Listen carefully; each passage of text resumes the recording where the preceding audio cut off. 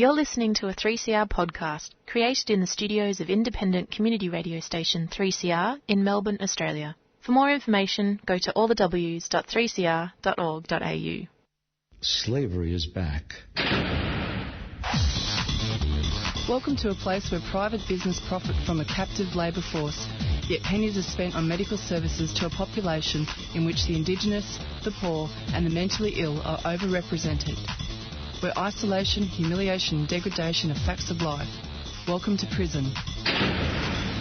It depends who's telling the story, I suppose. The prisoners would have one view, the people who work in the prison system would have another, and I think it's up to people to decide where the truth is.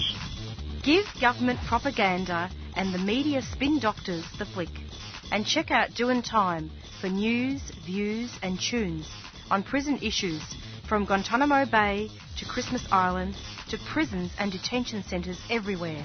Every Monday at 4 p.m. on your community radio 3CR. We are still fired up and we're still talking about revolution. Hello and welcome to the Doin' Time show. This is Marisa and I'll be taking you through until 5 o'clock this evening. Just wanted to send out a special cheerio to Rob and Peter. It's approximately 4:02, and first up on the show we're going to be speaking with Vickie Roach. And Vickie has been on our show many times now over the years, and she's an Aboriginal writer and activist, and has done a lot of work around prison abolition. Aboriginal women are the largest group of prisoners in Australia, despite making up only 2% of the population. And we'll be speaking with Vickie presently just about women in prison and also looking in particular at the pandemic and what her thoughts are on the way prisoners are treated. And not just her thoughts, but the facts are that the people in prison are treated abominably anyway, but imagine what it would be like during the health crisis such as this and also during stage 4 restrictions. So we're going to be speaking to her about that. And then after we speak to Vickie, we'll be speaking with Ian from the Refugee Action Coalition in New South Wales, and he's going to be speaking about the coronavirus and refugees and asylum seekers. So, pretty soon we're going to be going on to speak to Vickie.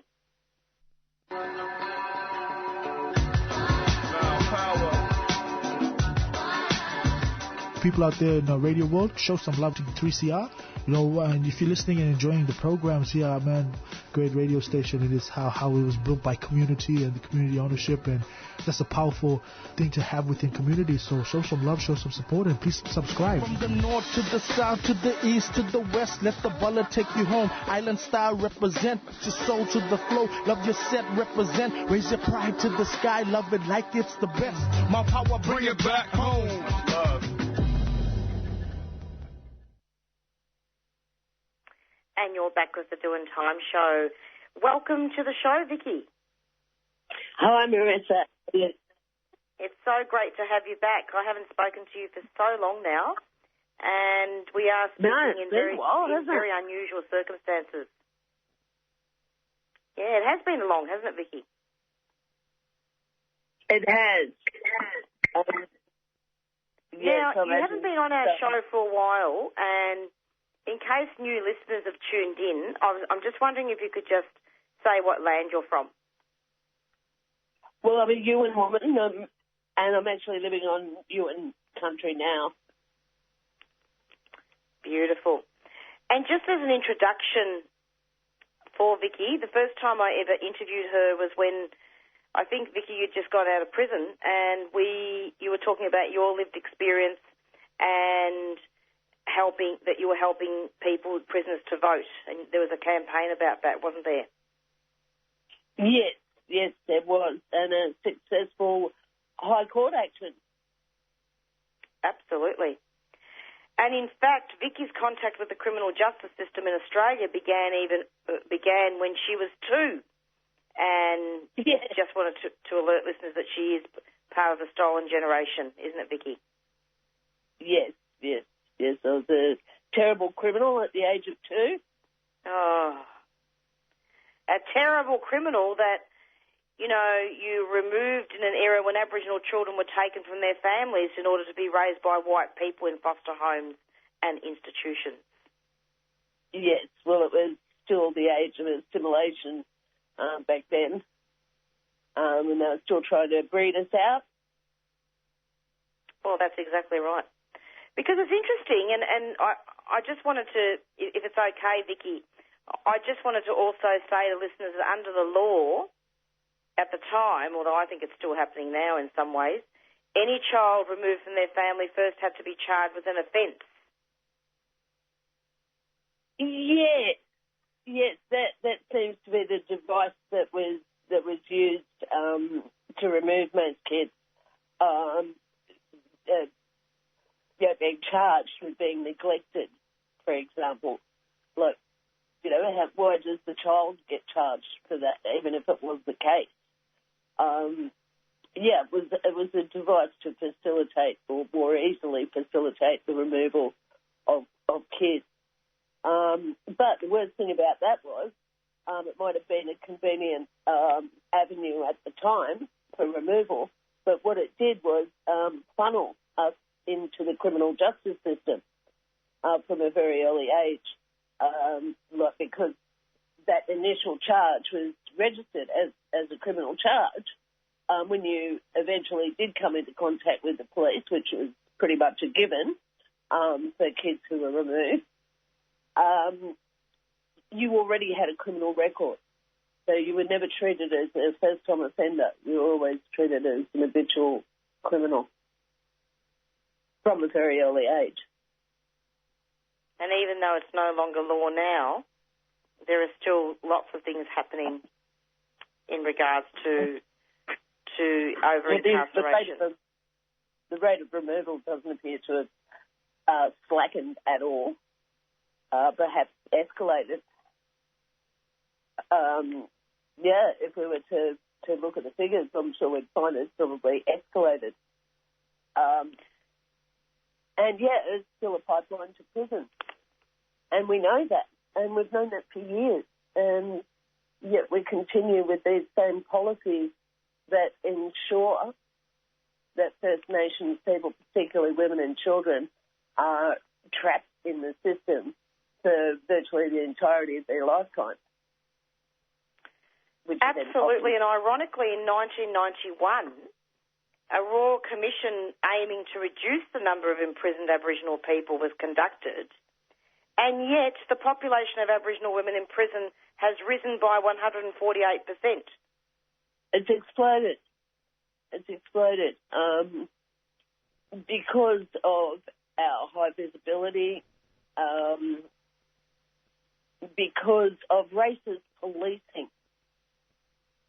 racist court systems. The entire system is stacked against us from the word go. And of course that becomes our children as well. That's exactly right. And in fact, talking about figures, 80% of these women in prison are mothers, most are on remand, and few have committed any serious crime. Mothers in prison, few have committed serious crime. Yes, that's not true. Many of them just can't raise bail. They're not given the opportunity for bail because they might not have a permanent address. Often magistrates will refuse bail to, they see it as rescuing women from a domestic violence situation, or drug addiction, homelessness, alcohol use. Any of these things can be reasons why a magistrate will remand an Aboriginal woman into the prison system, where, to be fair, a lot of them think that we will get treatment and help, when in actual fact it doesn't work that way. You need to be sentenced to at least 12 months before you're able to access any of the services, which are pretty inadequate or totally inadequate anyhow.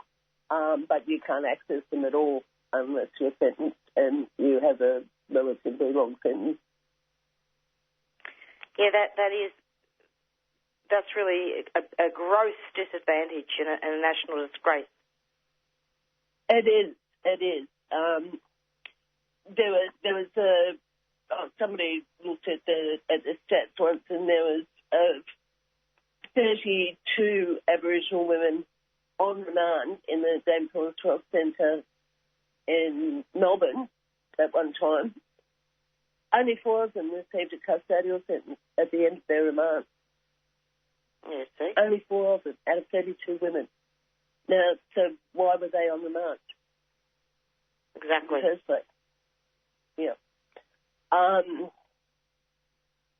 The only solution, of course, is dismantling the prison industrial complex, which is not as easy as it sounds because you have to dismantle the entire system.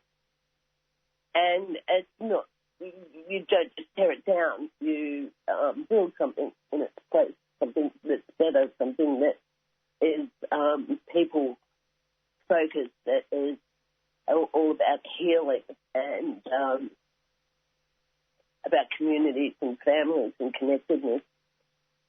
That's what will protect society and keep society safe, not prisons and police. That's very true, and often what a lot of people don't realise, Vickie, and correct me if I'm wrong here, is that there are a lot of untreated social conditions that lead to incarceration. Can you talk about those? Well, yeah, heaps of them. Homelessness or inadequate housing, poor education, lack of education, poor quality education when it is accessible. There's nothing. You need to have a home for anything to happen. Absolutely. Not to mention domestic violence, child removal and abuse. Yes, and all of these things are perpetuated by the system against women. The system behaves towards women, in particular Aboriginal women, as an abusive partner does. I've spoken about this before. They treat us as though they own our bodies. Yeah. And by extension, our children's bodies as well. And they prove this to us time and time again. Yep. By the brutal policing of our children, by the brutal policing of our women and our mothers coming home from an after-work function and not making it home to her children, these sorts of situations. That's racist policing. And, it's not confined to America. The death of George Floyd really kind of opened up the big picture here and enabled us to voice what was happening to us that nobody was really sort of taking much notice of until America blew up. Exactly. Well, not literally, but you know what I mean, until there were riots in the street in America. Yes, absolutely. and with coronavirus happening now, and the threat of putting people into prison for not observing, social distancing regulations and stuff like that is just absolutely ridiculous. Let's talk about that. So we're on stage 4 restrictions. There's a pandemic happening. How does that affect prisoners? Look, I can only imagine because, as you know, it's really difficult to get any information out of prisons, particularly now when visits are restricted. I'm sure phone calls are as well because there would be little out of cell time to access the phone. Well, for women anyway, men have access to phones in their units, but women don't. Women have to be able to get out of their cells to be able to use the phones. Yep. it will be intense.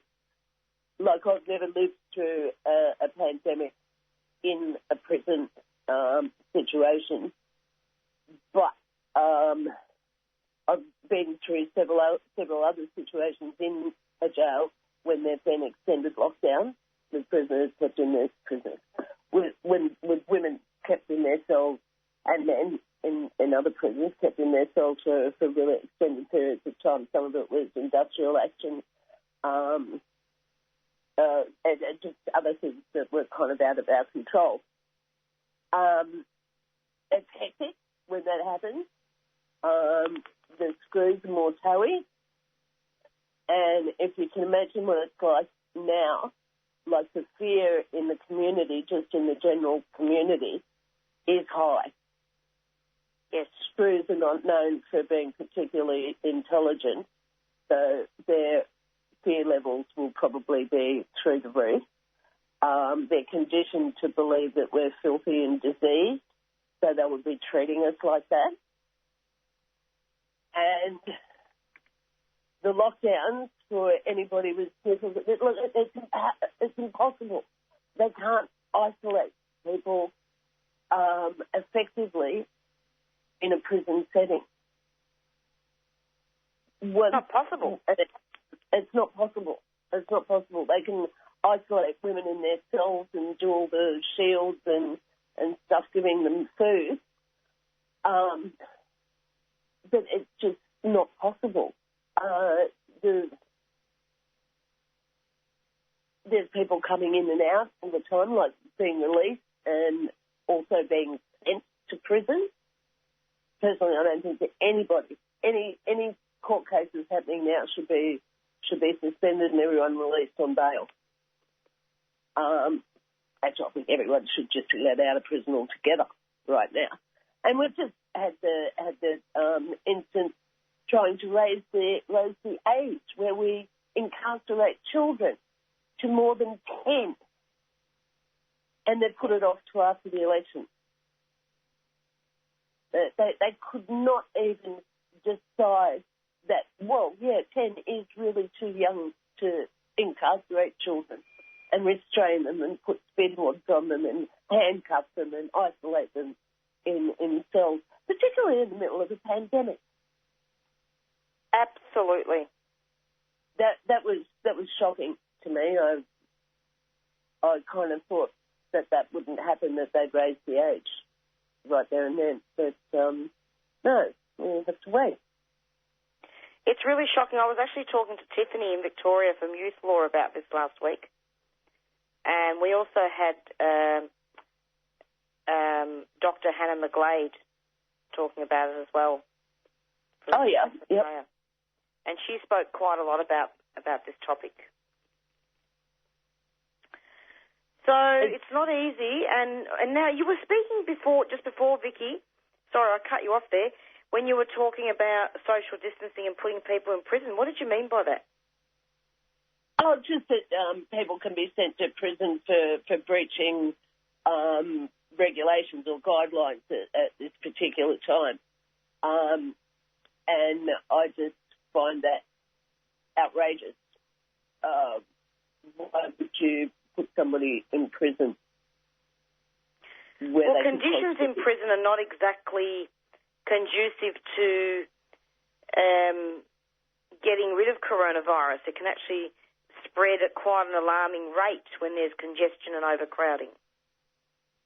Well, you think of a cruise ship. They were likening the towers in Melbourne to vertical cruise ships. Well, you might as well say that's what a prison is. Yep. Except you've got screws who go out and, go to the club and play poker machines and, fraternize with whoever they want, possibly work at different prisons. They're more likely to spread in the jail than the people they're standing over. Absolutely. But the fact is we've got it in prisons now, and I haven't seen anybody talking about how they're trying to prevent it, how they're trying to contain it. how they're treating people who have contracted it, what they're doing with it. Are they just leaving them in prison? Are they putting them in prison hospital? Are they isolating them in their cells?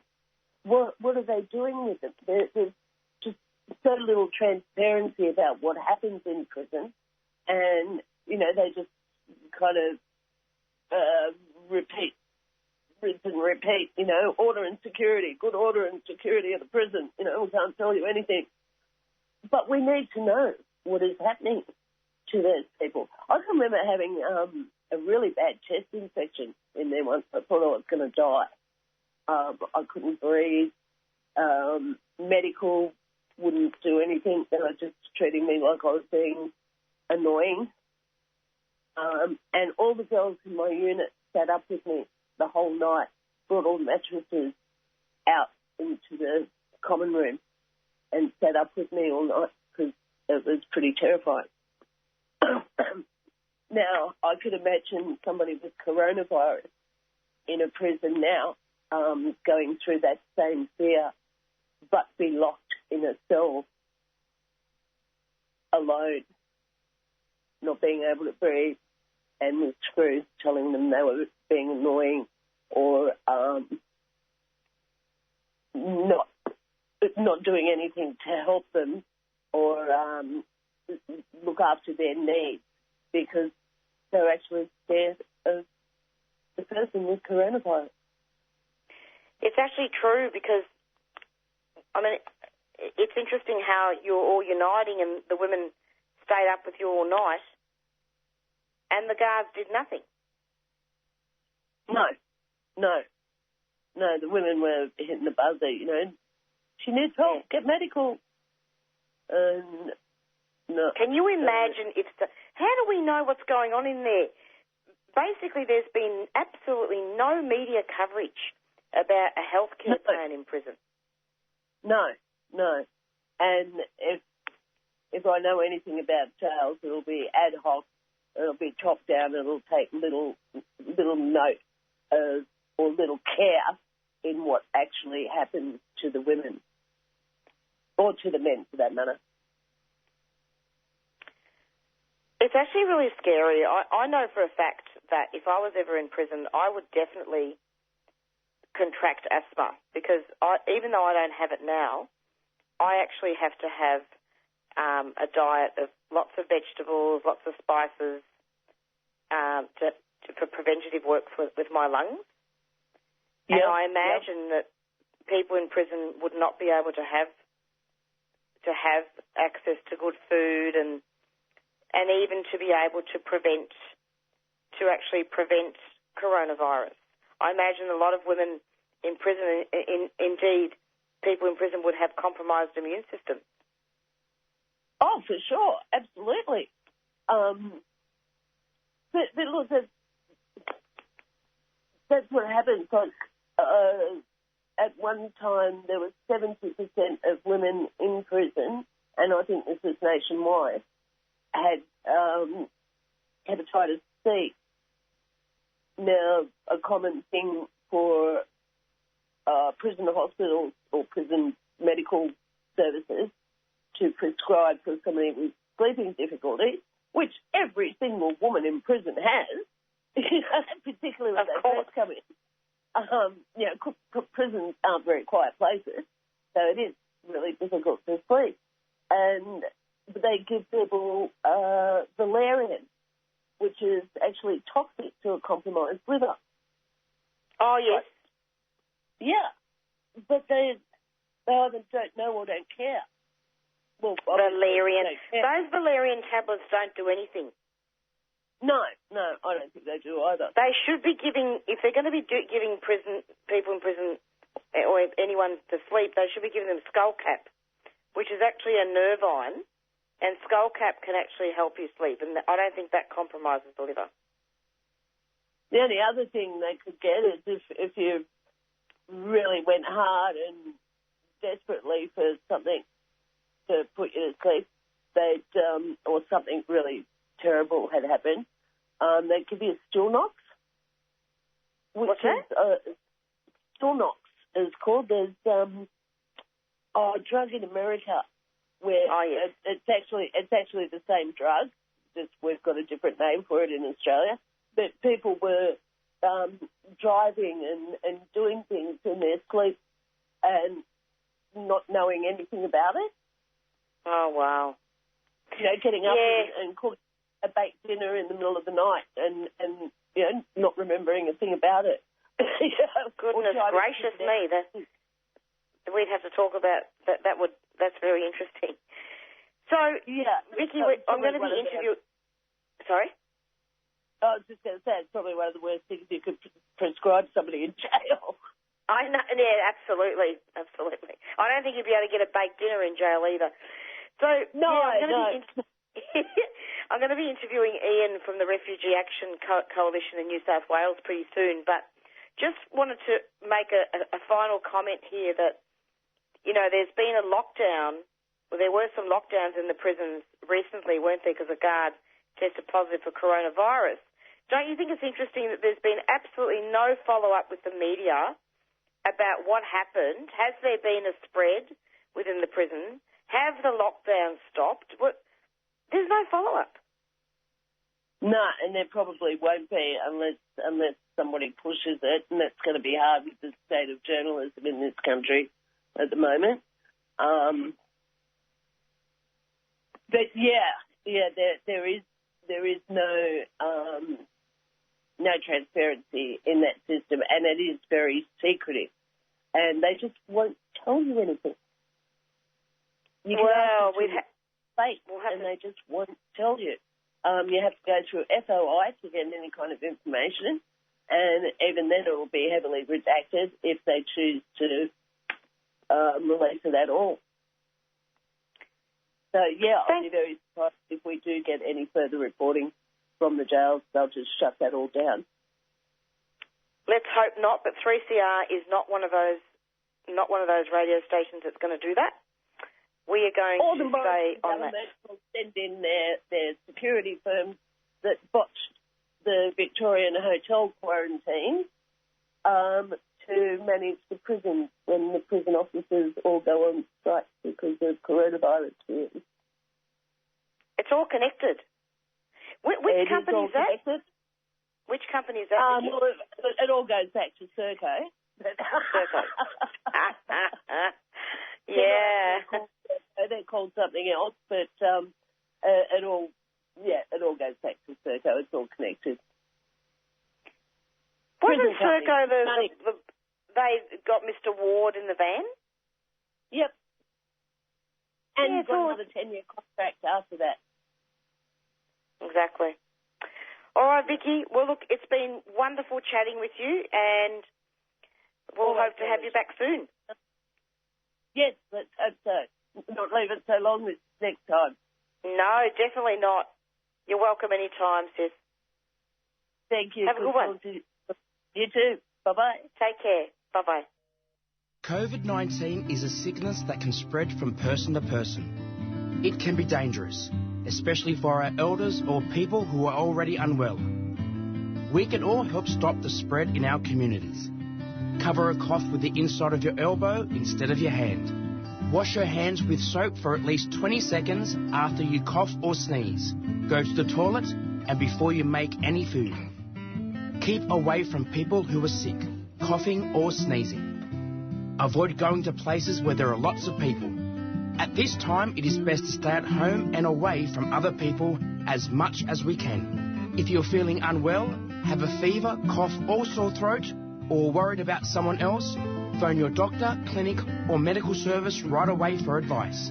It is important to stay connected and strong as a community and keep our mob safe. Visit health.gov.au or your local health service for more information. Authorised by the Australian Government, Canberra. A 3CR supporter.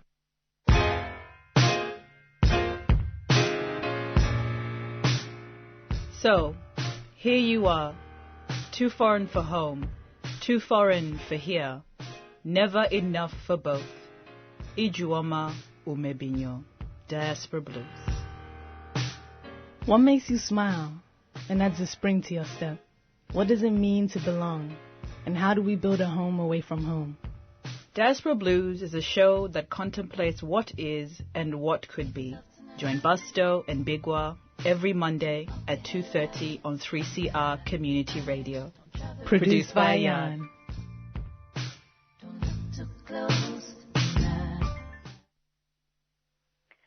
And you're back with the Doing Time show, and we just interviewed Vickie Roach, who is a former prisoner and Aboriginal activist and writer, and she was speaking about the pandemic and her lived experience of prison. And next up, we're going to be speaking with Ian from Sydney, and he is from the Refugee Action Coalition. Hello, Ian. Welcome to the program. Yeah, hi. How are we doing? Oh, great to have you, Ian. It's been fun and games doing remote radio shows from home. I can imagine it. Yeah, it's a big hassle everywhere. Yeah, it's been pretty crazy. And look, I haven't spoken to you for quite a long time, but we are speaking in very unusual circumstances, aren't we? And there have been lots of far-reaching consequences for refugees and asylum seekers. Can you talk about that and the effects that the pandemic is having? Yeah, look, sure. I mean, there's been a lot of attention, and in Melbourne in particular, a lot of attention has been placed on the people who are in detention. The fact is that the government itself recognises that that prisons and detention centres are a high-risk environment. We've got people who are in Melbourne, the MIDA at Broadmeadows, and in the Mantra hotel, Brunswick, I think it is, and in both those places, they're crowded. They can't properly socially distance. There's no proper procedures inside those facilities to protect the people who are in immigration detention. They've banned visiting, but guards come and go, regularly from both MITRE and from the Mantra Hotel. There've been a number of COVID scares associated with those two facilities, not just there. There's been a big scare associated with Villawood as well, and Brisbane, and the Brisbane hotels too, actually, now I think about it. So it's there's a very real risk of COVID, but the government has not taken any measures down to the very basic things of, the provision of, proper hand sanitizer, social distancing measures, etc., inside those places. So there's been a lot of attention placed on that.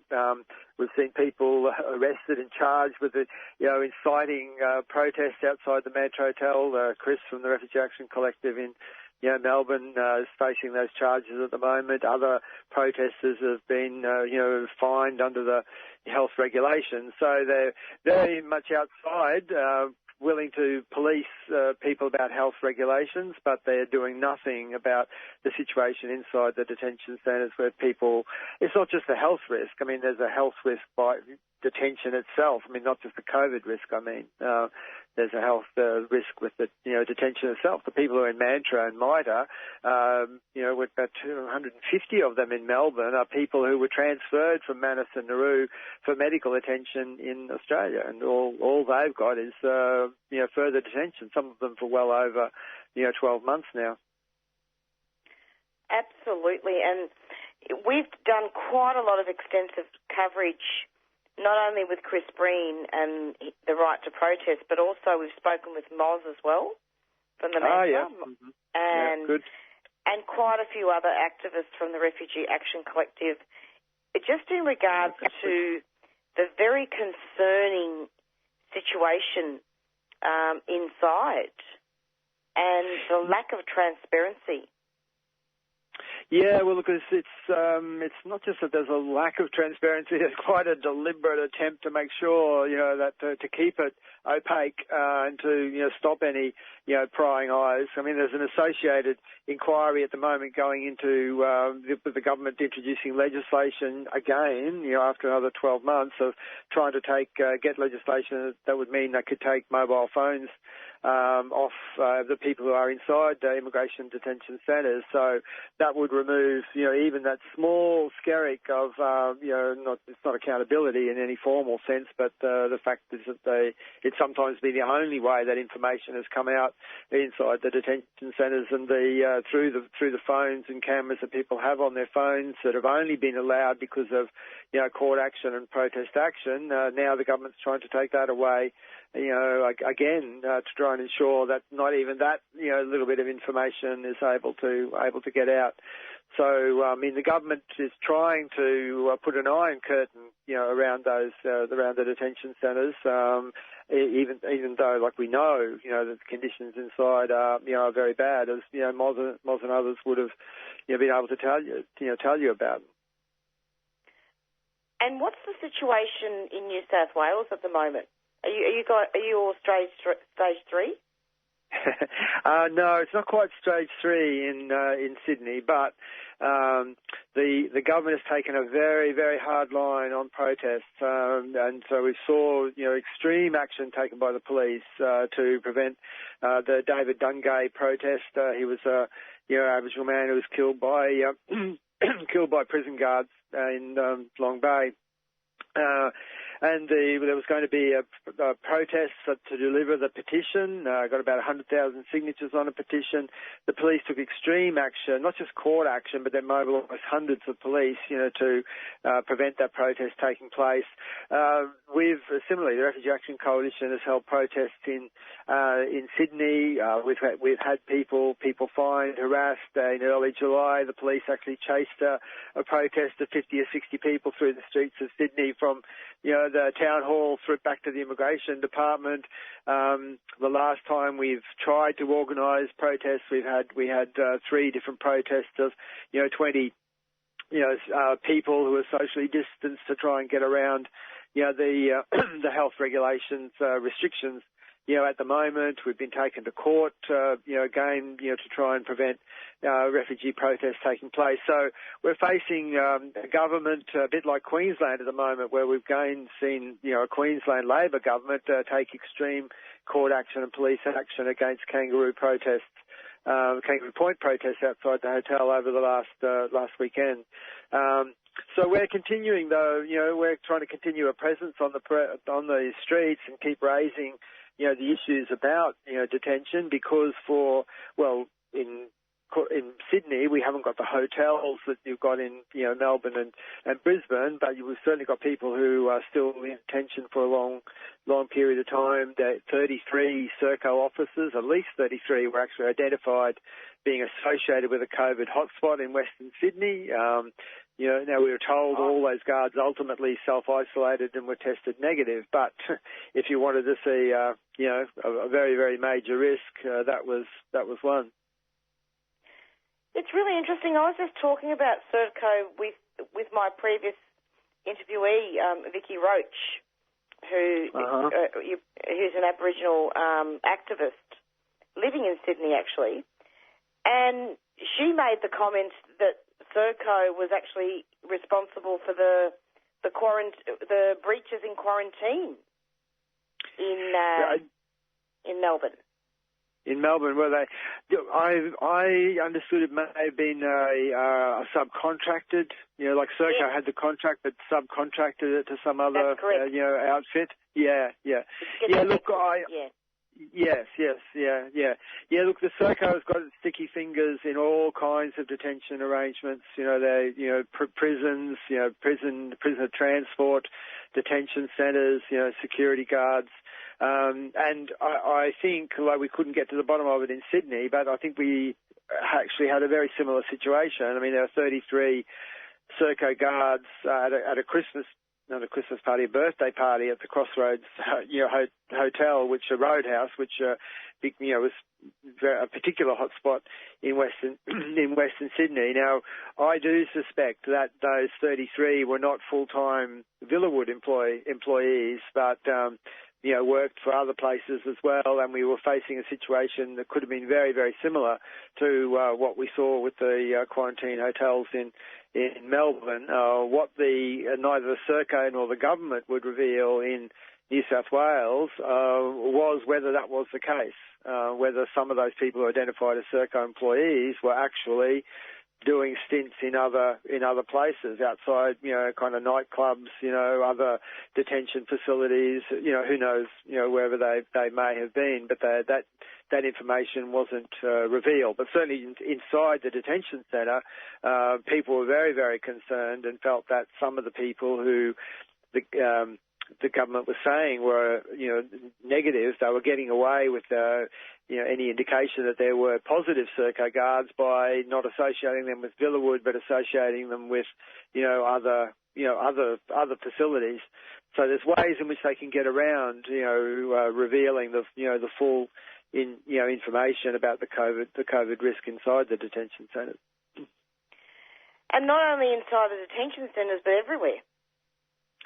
Yes, they are everywhere, and I think the risk is highlighted by the fact that there's so many guards, come in and out, well, we know, situation, I think, but it's a comparable situation to, the aged care facilities. You've got people who are trapped inside a facility. There may not be, spread inside that facility until someone brings it in from outside, and with so many guards coming and going, and obviously in Melbourne at the moment, particularly there's a higher risk of community transmission than there is in New South Wales.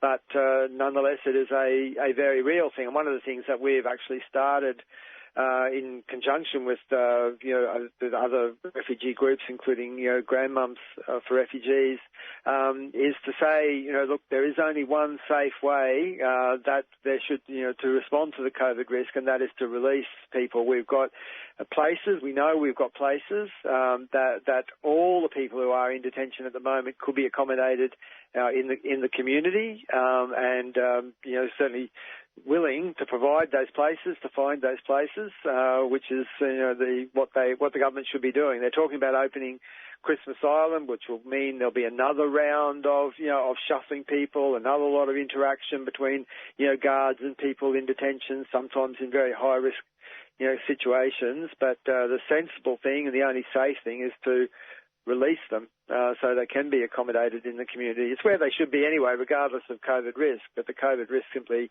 adds to the dimensions of what the government is putting people through in immigration detention. And release the Tamil family instead of spending all that money. It's crazy. Look, it is completely lunatic, and it's one of the things you may not have heard, but there's a man of immigration who was in MITRE has died this morning. Yes, now we don't know. Article in the Age, yeah. Right, yes. Well, we don't know, the cause of death yet, but if potentially he is someone who could have been on, Christmas Island. Now, there wasn't proper medical attention. There's no doctors available. There's no medical facilities open in MITRE on the weekends. All they have is a nurse to dispense medications. Who knows, if he, could have got medical attention, yesterday when he was feeling, unwell. If he'd been taken out of MITRE and to hospital to get proper tests, we could have had a different result. If we've seen, we had to move the Tamil mother, or the government has to move the Tamil mother for tests off, Christmas Island, to Perth. The medical facilities are simply not available on Christmas Island. You're going to send a whole bunch more people to Christmas Island. If they get sick, there's only one place they get attention. That's not on Christmas Island. The whole thing is it's a farce really, and I think no matter whether you're looking at COVID in the detention centres, in the hotels, the reopening of Christmas Island, is over and over again what you see is the government putting the political stance that they have on refugees at the front of their policy making, and not the human rights or the best interests of people who are in immigration detention or the community for that. Absolutely, because it is all connected, Ian. It's all connected. Of course, in this interview, refugees and asylum seekers are at the forefront, and we're talking about violations of human rights and COVID-19 and the pandemic. You're listening to 3CR Community Radio 855 AM on digital and online. 3CR Radical Radio. Isolated? Quarantined? Need some essentials but can't leave the house? Or just having a hard time dealing with everything at the moment? Queer Aid NARM is a new mutual aid group of organised volunteers. We're here, we're queer, and we've got your back. Whether or not that's how you identify, nobody should be suffering because capitalism or the state didn't provide what they needed. That's why we're working to strengthen our communities through solidarity.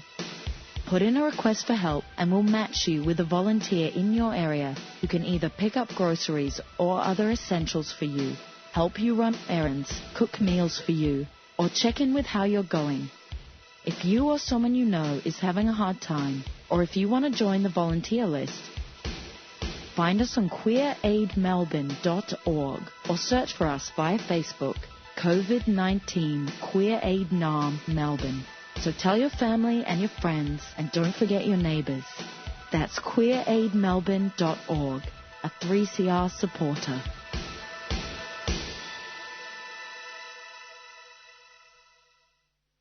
And you're back with the Doing Time show. And we just lost Ian, but it's probably, he's got to leave pretty soon anyway to go to an event.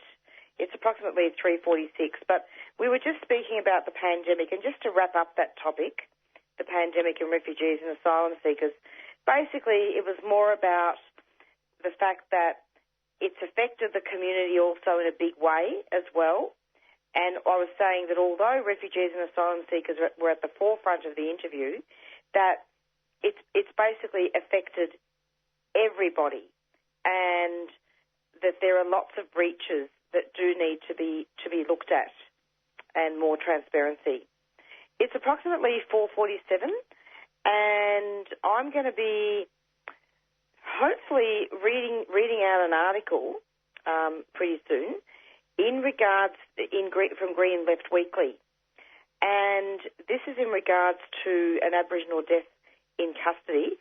And I thought I'd read out this article until the end of the show, because we really don't have much time left, but it would be good to do just some more work about Aboriginal deaths in custody.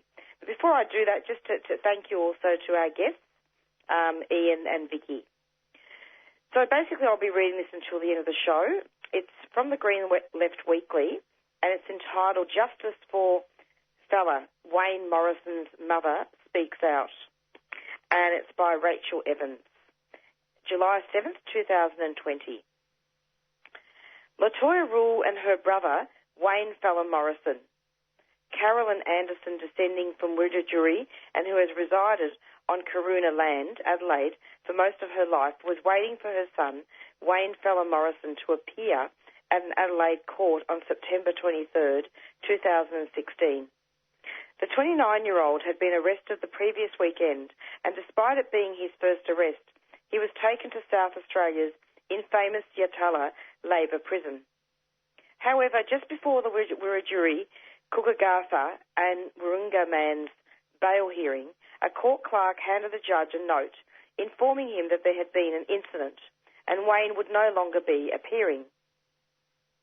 Following a few frantic calls, Caroline and her daughter, Latoya Rule, and Ella Morrison turned up at the Royal Adelaide Hospital, not knowing what to expect.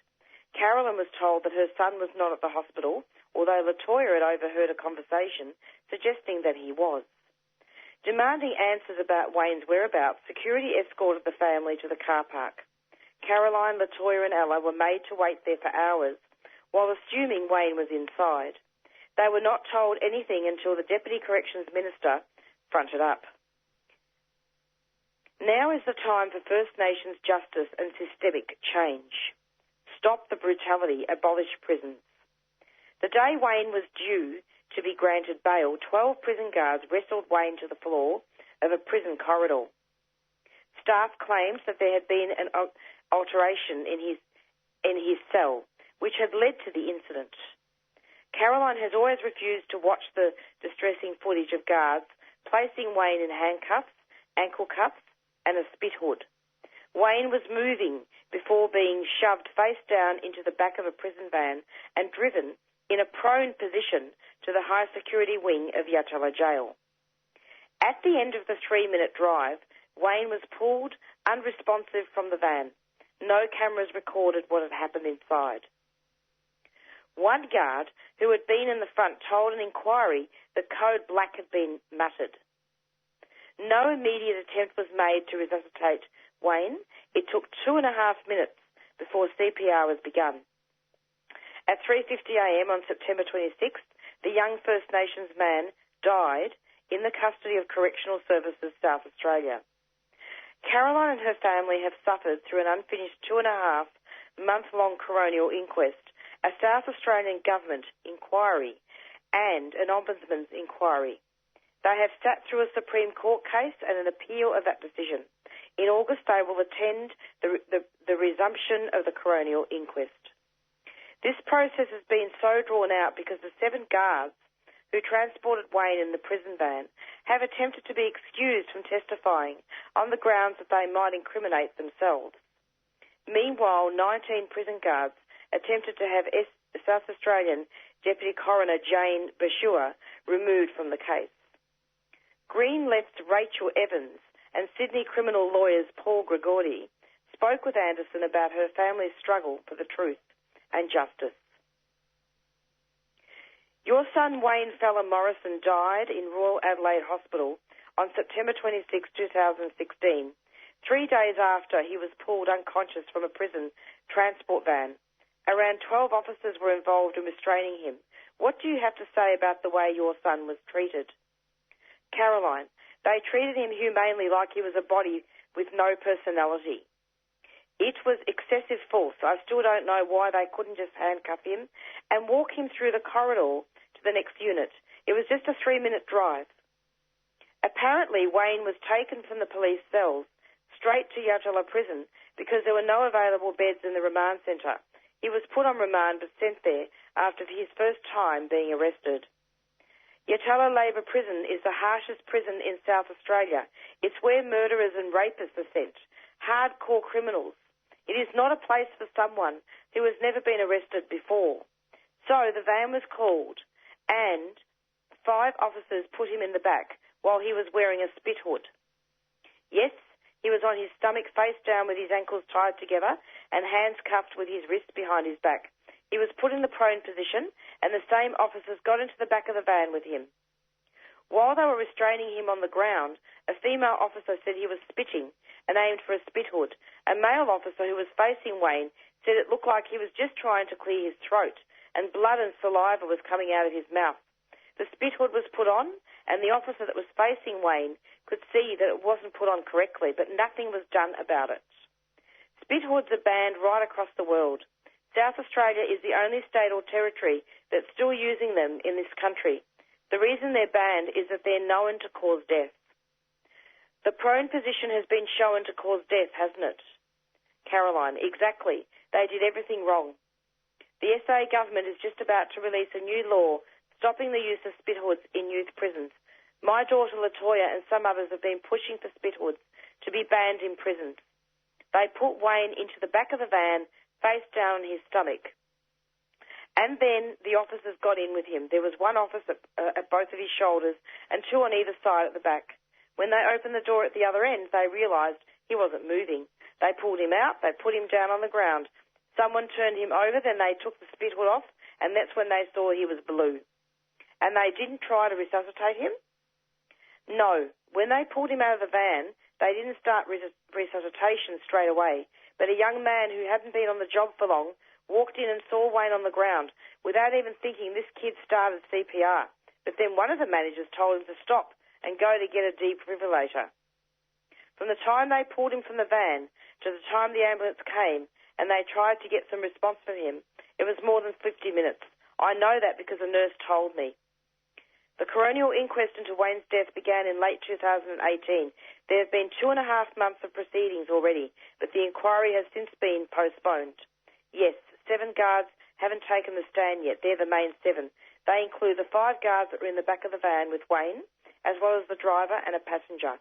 These 7 guards tried to get an exemption from giving a statement in the coroner's court. They argued that they had the right not to testify because they would incriminate themselves, but that isn't the case. And it's approximately 4:45. If you want to have, that's just an edited version of that article. And Google Green Left Weekly if you want to look at the rest of that. And it's goodbye from Marisa. Stay tuned every Monday from 4 to 5 for the Doing Time show. And we're going to go out now with our theme song, Black Fella, White Fella, from the Rumpy Band with Beyond Zero up next. Bye. Stay safe.